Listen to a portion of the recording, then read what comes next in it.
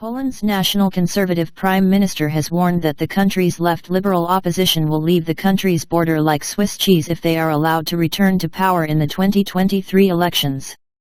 Speaking at the border with Belarus, where his government is currently erecting a Trump-style border barrier to strengthen Poland's defenses against an attempted influx of mostly Middle Eastern migrants orchestrated by Belarusian strongman Alexander Lukashenko, Prime Minister Mateusz Morawiecki warned that those who cannot defend their borders run great risks, are not respected by others, and show their weakness.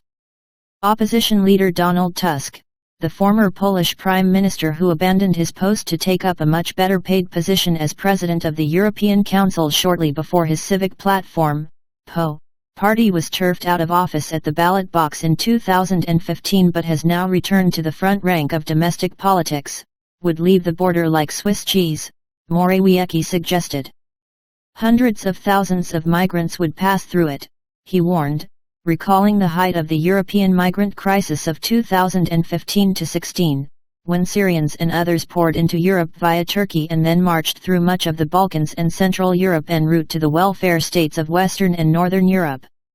Globalist Tusk, who infamously threatened that Brexit could be the beginning of the destruction of not only the EU but also of Western political civilization in its entirety in an attempt to dissuade Britons from voting to leave the European in 2016, has denounced Morawiecki's barrier as an emotional spectacle.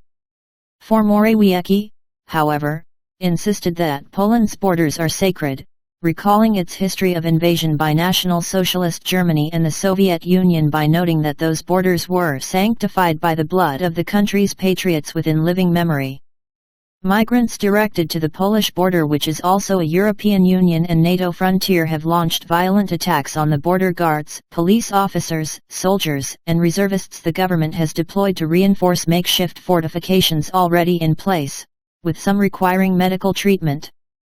Stones and rubble delivered by Belarusians, logs, metal poles from destroyed border fencing are used as weapons against the Polish border patrols, reported National Security Department Director Stanisław Żuryn last December.